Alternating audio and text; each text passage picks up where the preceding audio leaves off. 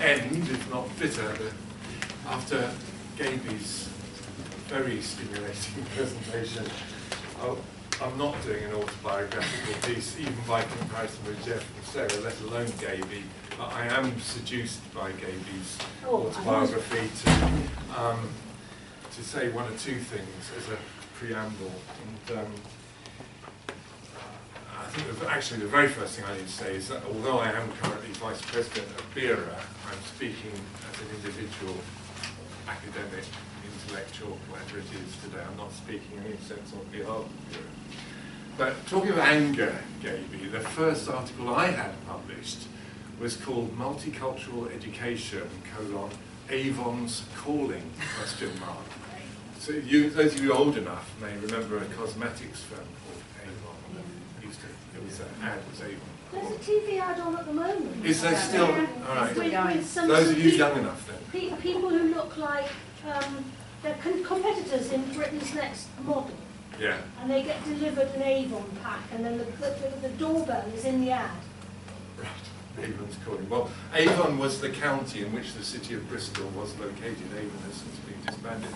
But I was getting very angry about what was happening in multicultural education in Avon, and wrote an article which was published in Multicultural Education, which Barry Troyner was one of the editors of at that time. I did actually then join editorial. So yes. What? No, it's fine. Yeah.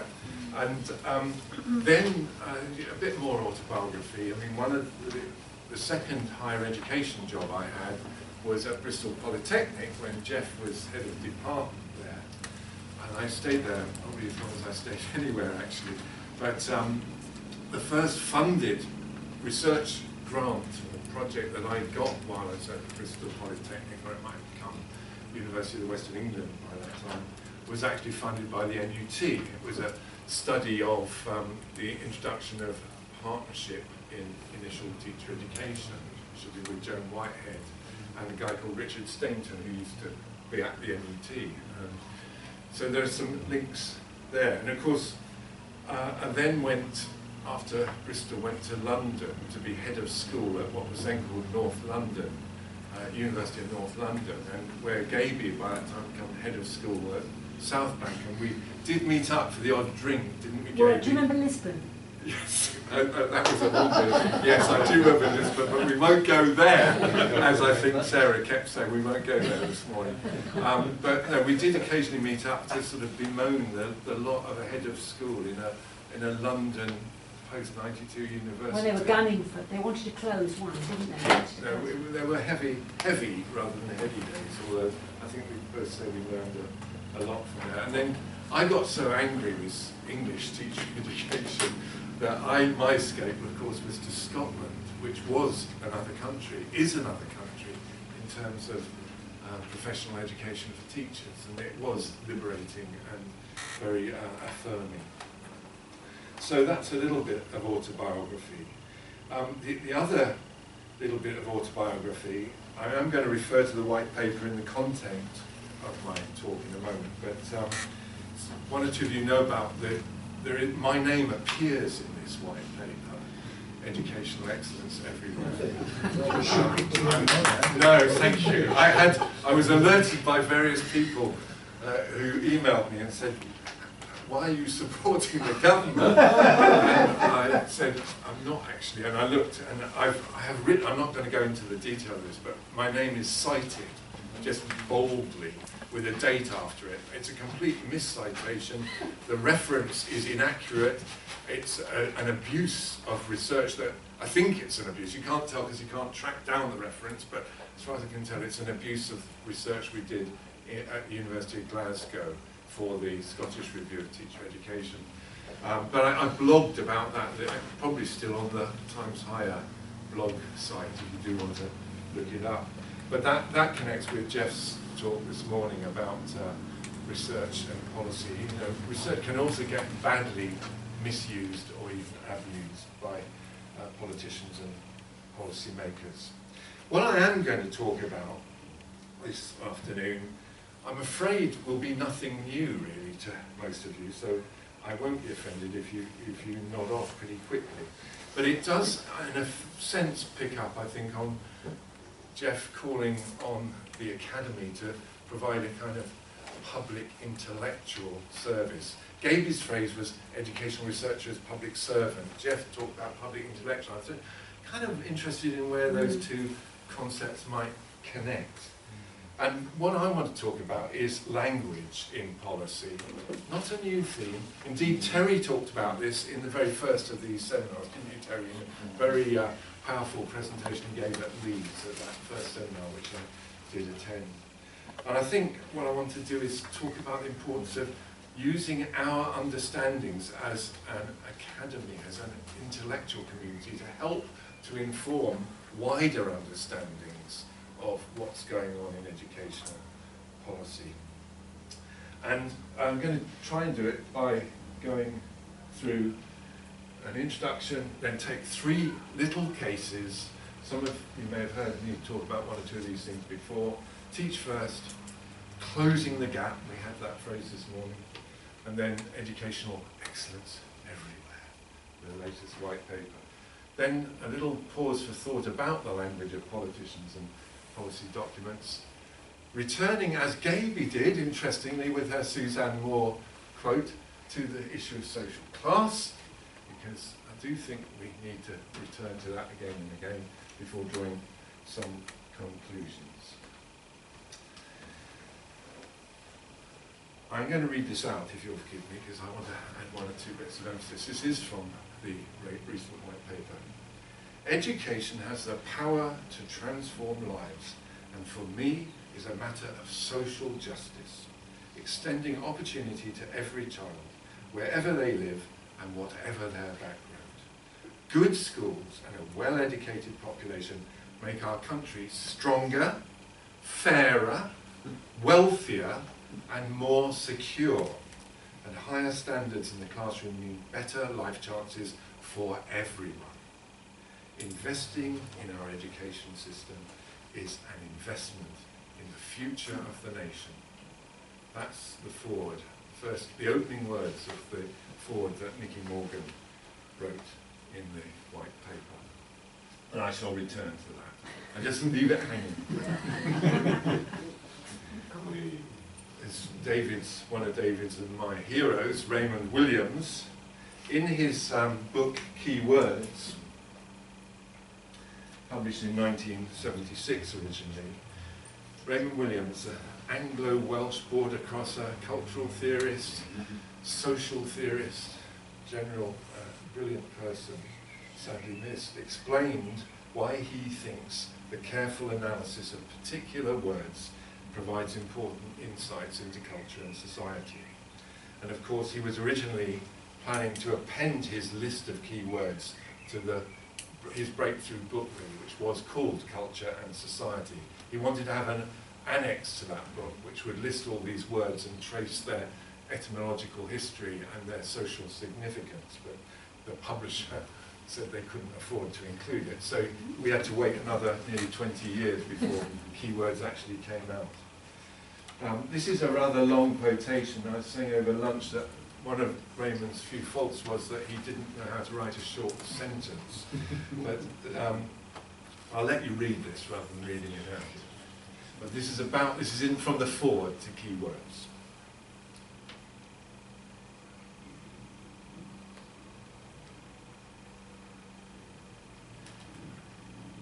So he saw vocabulary as really important in social analysis for those 2 reasons. And the second of those reasons, it's about particular formations, that's an active word, of meaning. Ways not only of discussing, but of seeing many of our central experiences. Of course, ways of seeing was the phrase that John Berger used for his book about visual communication. Came out actually a few years before Keywords was published. Later in the same foreword, Williams explains why this is important. And again, I'll let you read that. A lot of words, I'm sorry, Gaby. Can you read them? I can read them. I don't really want to read it out.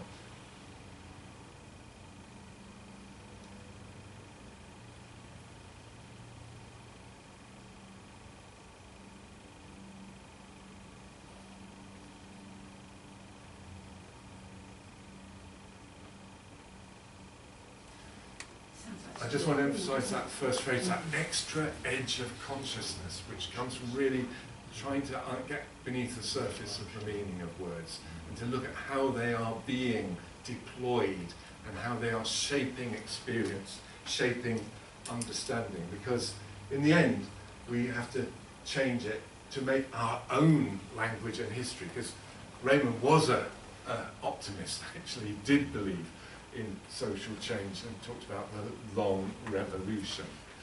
And we don't know whether he'd still have felt he could use that phrase today, but certainly by the time he died, he was still an optimist overall. But in keywords, this is my ancient copy of it, the word poverty, sadly for us, is not selected as one of the keywords. Related words that are in the book include class, elite, equality, unemployment, and welfare. And you know, your homework for today is go and read what Raymond said about each of those words and others if you've got time. They're all worth considering. For what Williams does in that book is shows how the meanings of those key words in the development of culture and society in Britain, England particularly, have changed, and what the significance of those changes is. So the presentation I'm offering this afternoon is a simple, I stress simple, examination. It doesn't go to the kind of detail that Williams goes to in his analysis of language. But it's an examination of some of the language that's currently used in political discourse around education by politicians and in policy documents. It's not an analysis of how some tendencies get greatly amplified through representations in the media, important though that is, and that's been alluded to today. Nor do I, in this paper, propose to carry out a detailed kind of discourse analysis a la Norman Fairclough, or using semiotics or anything like that.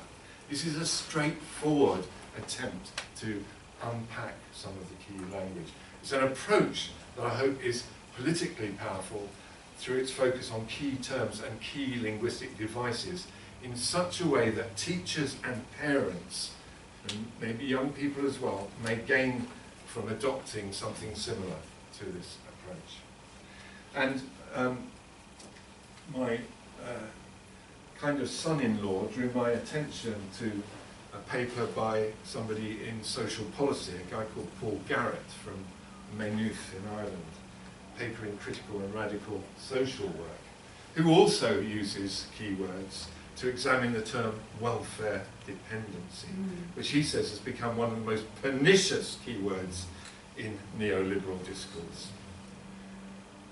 And he, in his article, is trying to, as in the final sentence, to problematize the use of that word in a way that provides a critical resource for social work educators, practitioners, students, and users of services. So I sort of share that aim in relation to teachers and parents in offering three little vignettes, three little cases, each of which is slightly different. And the first of them is teach first. And this, in this little section, I draw from the bit I contributed to the paper that Ian and Jane McNichols just left, and I have recently had published in the Oxford Review on poverty and teacher education. So, Teach First. In 2012, Teach First celebrated 10 years of working in schools in the most disadvantaged urban areas. From the outset, the programme had a commitment to challenging disadvantage.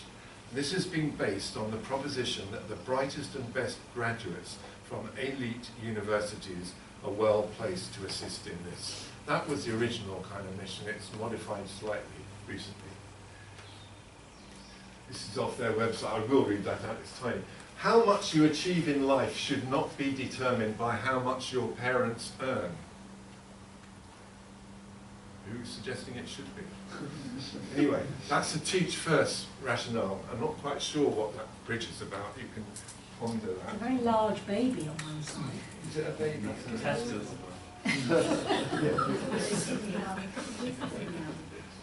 And then this is from their website in 2014. And we'll read this again because I emphasis. Our vision is that no child's educational success is limited by their socio-economic background. We train and support people with leadership potential to become inspirational teachers in schools in low-income communities across the UK. These teachers change lives, they help young people believe in themselves and empower them to build a future they may not have believed possible. Argue with that if you dare. And this, I got this off yesterday. I'll let you read that one, but this is the current sort of mantra for Teach First.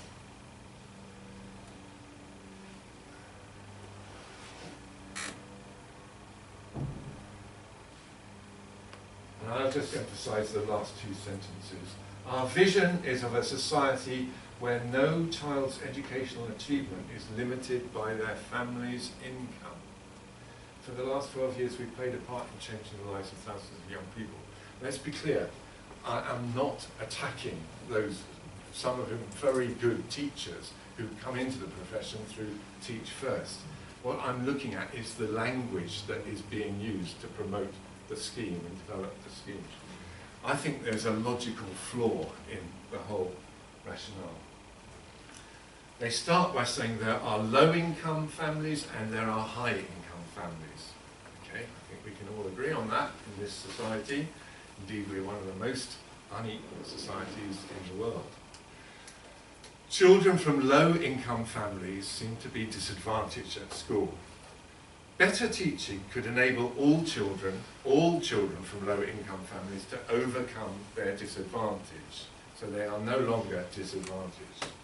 Therefore, those children, they won't be limited by their parents' income, they'll be able to achieve high incomes themselves. Not only, therefore, will there be no educational disadvantage, there will be no low-income families. So, we might ask, who will undertake the low-income occupations if everyone is highly paid? Remember, McKinsey supported the start of Teach First. Who's going to clean their offices? Who's going to cook the food they eat lunchtime? Pardon? Migrants. Well, exactly. I mean, or students, perhaps, who can't afford to go to university without. So, I mean, there's a logical flaw, I suggest, in the whole rationale. It's actually, you could say it's a deeply Marxist philosophy, the Teach First philosophy, because they are going to eradicate inequality through successful teaching. But it hangs together by a very peculiar use of the present indicative, if I'm going to do a spec test. That's actually not an indicative at all, it's wishful thinking. Yeah, it's an aspiration. It's assertion. It's a kind of fantasy, actually.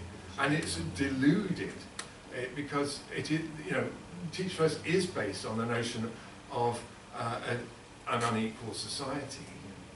They only want to use education as a legitimation to supposedly get rid of that inequality.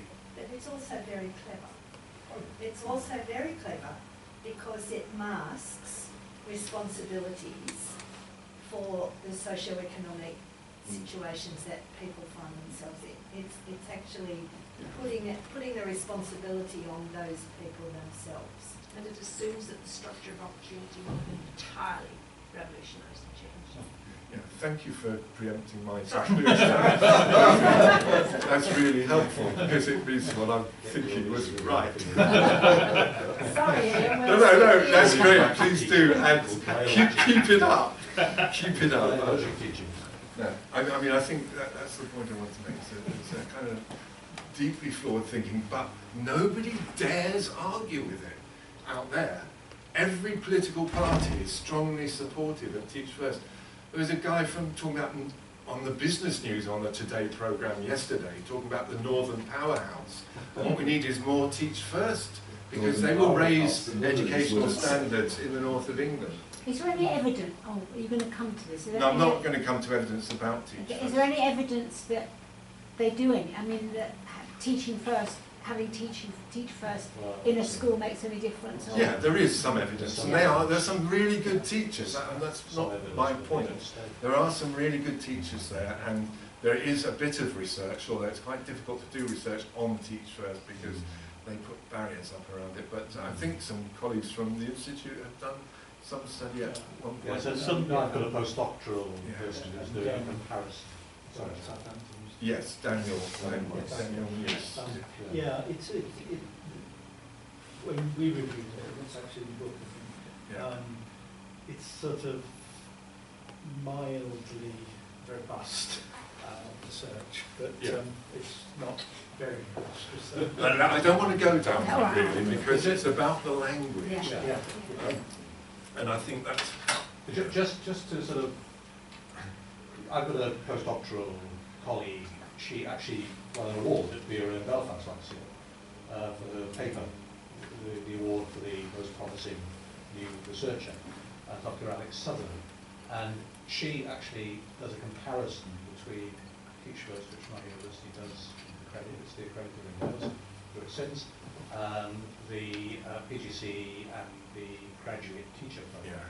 And she talks a lot about language, and the way that the language of Teach First is actually going to influence the language of PGC and the language. Yeah, well, that is interesting, because when I was at North London, a team led by Marion Hutchins there, which I was part of, did the first ever evaluation of Teach First in their first and second year, and the brief from the TTA was to find out what other providers could learn from the Teach First experience. Anyway, closing the gap. Oh. There you are. Did he close the gap? Move on. Oh my God, There's another tool that governments use to sustain the legitimacy of their interventions in education, which has become increasingly apparent in Western societies over the past few years. I'm drawing on a bit of my bureau presidential now, actually, and that's the promotion of slogans and labels, brands even. Jeff's talked about branded teacher education, but this is a more general point about brands in education. Brands that capture the public imagination. Education is now being branded. The obvious US example would have been No Child Left Behind, now replaced by Every Student Succeeds. Good. In Scotland, we've had Curriculum for Excellence, nice brand there, and in England, under New Labour, we had Sure Start, Every Child Matters. And of course, the catchphrase adopted by the coalition government 2010 to 15 was closing the gap. We've heard that this morning as well. These are all phrases that you cannot argue with. They all aspire to improve education, especially for the most disadvantaged. And yet they are all phrases, usually metaphors, that have some conceptual difficulties, if not flaws. Of course, it's not those inequalities and it is not that inequalities and relativities go unacknowledged in contemporary politics, rather they are the very essence of the discourse. In the current closing the gap rhetoric, we see it manifest in different forms in different parts of the UK. In Scotland, there's talk of persistent underachievers. In England, we have the notion that every school child should have the opportunity for the kind of education experienced by the most fortunate. Sometimes that's explicitly the kind of Eton model, other times it's just the best school. Let's just look at this rather long quotation. This is from the 2010 white paper, and Michael goes forward to that. Our schools, I'll just select one or two bits. Our schools should be engines of social mobility, helping children to overcome the accidents of birth and background to achieve much more than they may ever have imagined. But at the moment our school system does not close gaps, it widens them. Children from poorer homes, the achievement gap between rich and poor widens. The injustice has inspired a grim fatalism in some who believe that deprivation must be destiny. But for this government, the scale of the tragedy demands action, urgent, focused, radical action. Go back to the 1950s. Yeah. Abolish the EMA. Yeah. It's the most stupid thing. Well, abolish lots of things, Yeah, but I mean, if you want to do something about closing the gap at A level, what would you do? You'd have doubled it or trebled it. Yeah. Made it the most valuable thing a kid could do. And stay on. you would look increasingly at early years, as Oh. Jeff was pointing as well. Other regions and nations have succeeded in closing this gap and in raising attainment for all students at the same time. So, these regions and nations from Alberta to Singapore, Finland to Hong Kong, Harlem to South Korea have been our inspiration. Of course, he did stop talking about Finland, didn't he? Because he realised how much money was being invested in Finnish education. Surely the obvious conclusion to draw from this analysis is that actually we should seek to close the income gap between rich and Yes. poor. What Jeff was saying this morning. If there's a grim fatalism, it's the fatalism that ignores that possibility and places the entire responsibility on the schools. Of course, we do know that schools and teachers do have an impact on attainment and achievement, but to ignore the root cause of educational inequality is, to put it politely, misleading. There are at least two major problems with closing the gap discourse. First, many initiatives that have sought to improve schooling have had the effect of either maintaining or even widening the gap, because the initiative has had as much or a more positive effect on the higher achievers than it has on the lower achievers, as Jeff argues in chapter 4 of his much promoted book. But secondly, and more fundamentally, most of the initiatives have the simple error of addressing symptoms rather than causes. From the 1960s onwards, educational research has demonstrated consistently that educational achievement is closely associated with socio-economic patterns. This is indeed another Finnish lesson, as Spirit Level, Wilkinson and Pickett showed. It surely should be preventing the gap that should be our prime focus. Of course, that's why many early years initiatives, well, that's what they're seeking to do, to prevent that gap opening up before primary school. That's what, politically, we heard why that's difficult. And that's critically important. It is critically important that such initiatives must be defended. Even when such work is successful, the gap will still emerge. That is, unless we address the social and income inequalities as well as the learning environments. And the phrase nobody's actually explicitly used today is, of course, education cannot compensate for society. 1972, I think, or 70, Bernstein. And that's really what was implicit in several things that were said earlier today. I'll just add one more concern about closing the gap. Closing the gap can lead to the promotion and adoption of educational packages. You know, what works, find something that works, give it a dose in that school, and we'll sort out the attainment of disadvantaged children. A team of us here at Oxford, including Ian and others, were recently involved in a national experiment designed as a kind of randomised control trial across more than 600 teaching schools and their partners. Although that scheme led to the development of research skills among teachers in these schools, and that was our role in the project, I'm glad to say, only one out of the 7 interventions that were being trialled had a consistently positive effect size. And so the National College has concluded that those teaching schools were so good, because they'd been designated by the National College that way, that they didn't need those external interventions. They were so good to start off with. Yeah. Interesting conclusion. But we are writing about that, aren't we, Ian? With some difficulty and some politics involved, but we hope to publish around that in due course. Okay, third example. There she is, standing outside. Just take your time. You've got to live with reality. This is outside number 10. That's probably where she's headed. Yes, unfortunately. There we have it. Be nice, wouldn't it? Education has the power to transform lives. That's the And present for me, indicative. sorry, that's the present present indicative. Yeah, has the power to transform lives. It's a matter of social justice, extending opportunity to every child wherever they live and whatever their background. And that social policy analyst, Paul McGarrett, in the paper I referred to earlier, says present government continues to denude social justice of any politically progressive aspect, aiming in fact to reconstitute the phrase as one focused on levering people into work. It's all about the economy, stupid. Okay? So what is the significance of a Conservative Party politician claiming that education is a matter of social justice?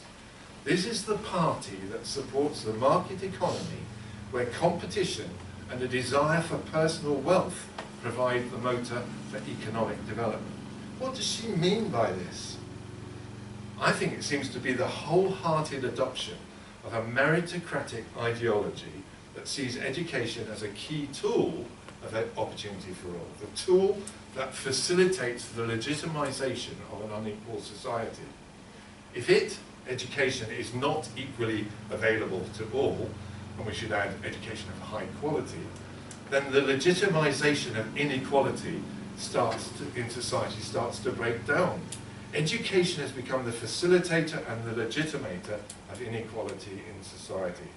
If in spite of providing high quality education for all, some children still succeed less well than others, we know it must be something inherent in them, or their families, or their teachers, that has led to their failure.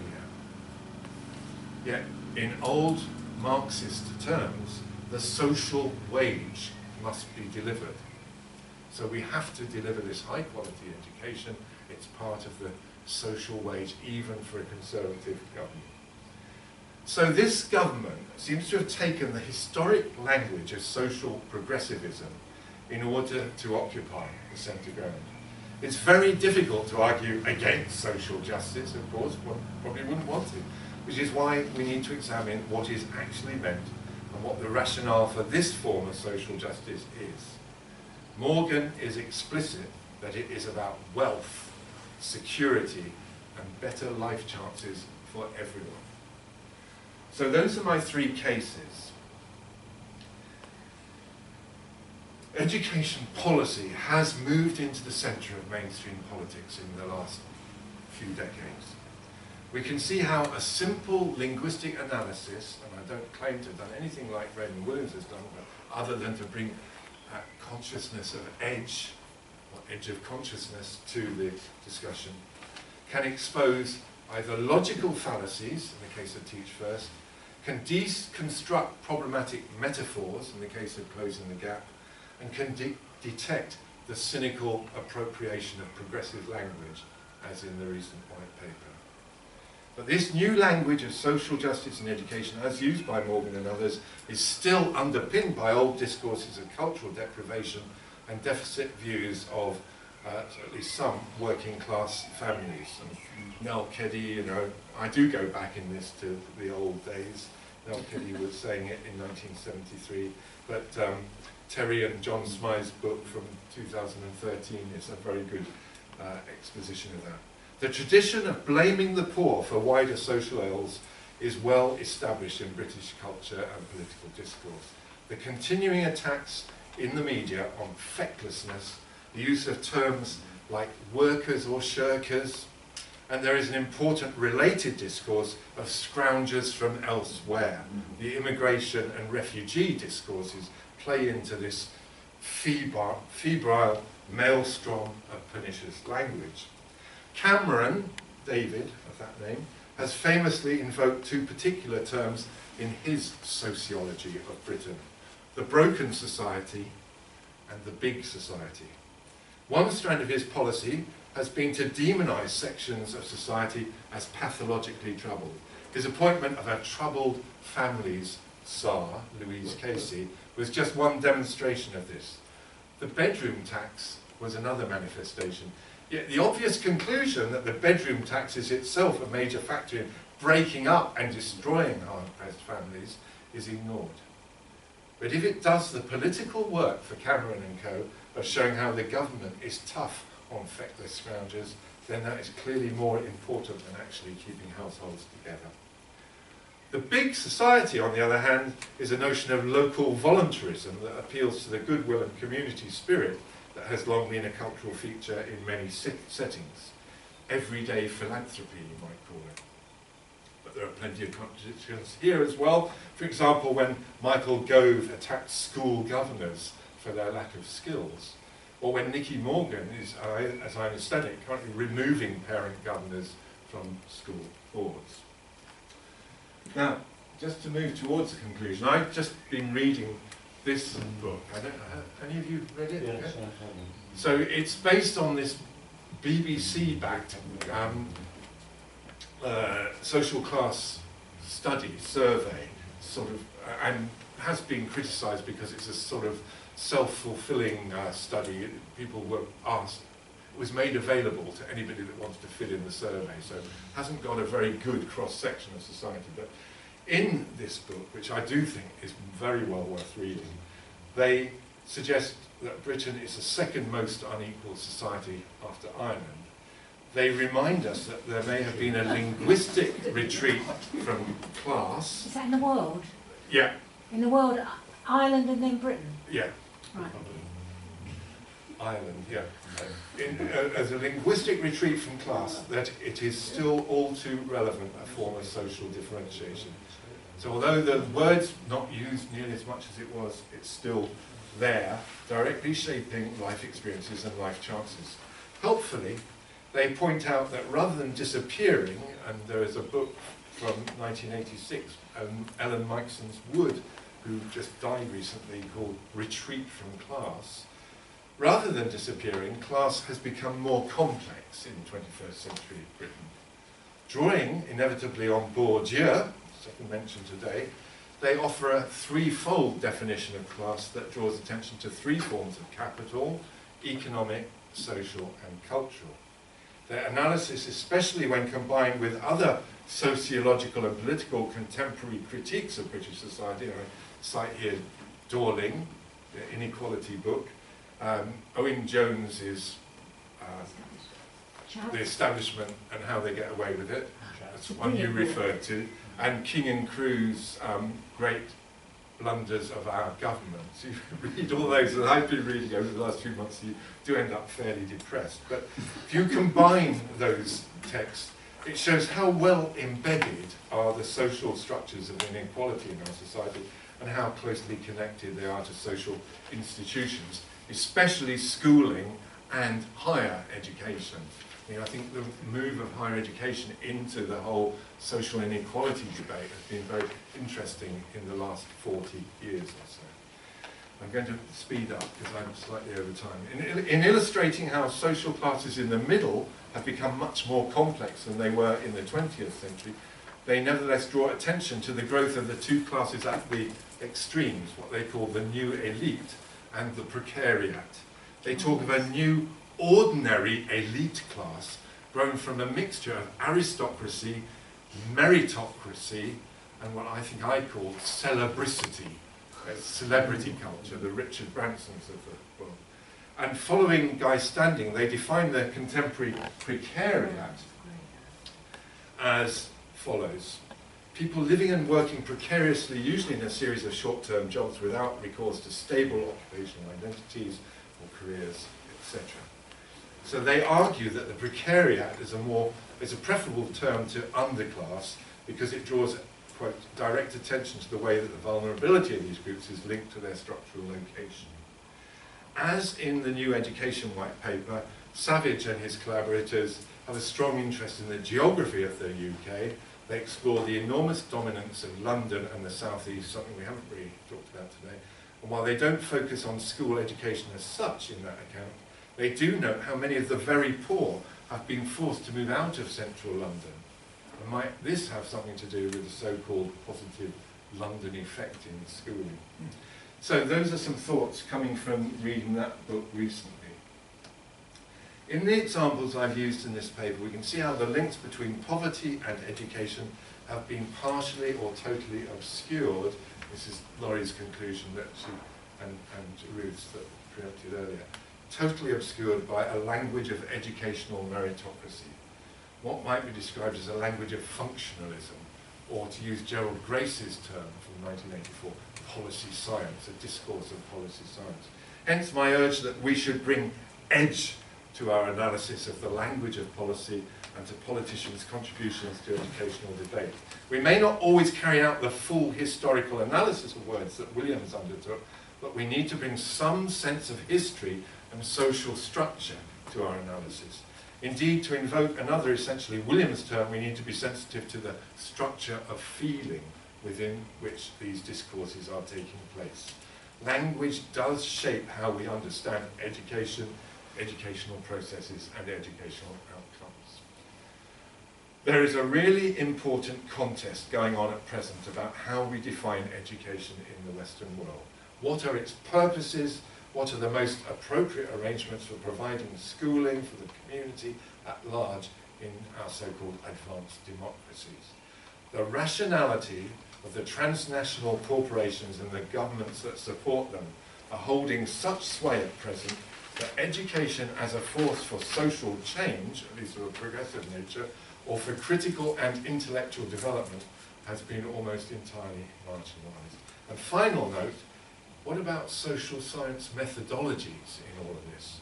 There's a real challenge for social scientists, acknowledged by Savage and his collaborators, particularly in making that most disadvantaged, most oppressed part of our community visible in our work, the precariat. There are few methodologies in social science that help to convey the experience of members of the precariat. While numbers, such as income level, demographic features and so on, may help with the description of that sector of society, the life experiences, or even to use Nicky Morgan's term, the life chances, cannot be conveyed in numbers alone. Historically, it's been anthropology or forms of journalism, thinking of Engels' book on working class in England or Orwell's Road to Wigan Pier, that have revealed most about what they might have called the underclass or even lumpen proletariat. But we also know that such work is very difficult to undertake successfully and without making either implicit or explicit value judgments. And if this is true of social science generally, it's also true of educational sociology and anthropology.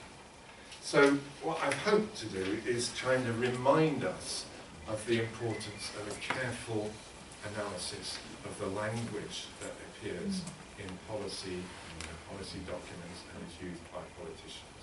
Sorry, I've overrun.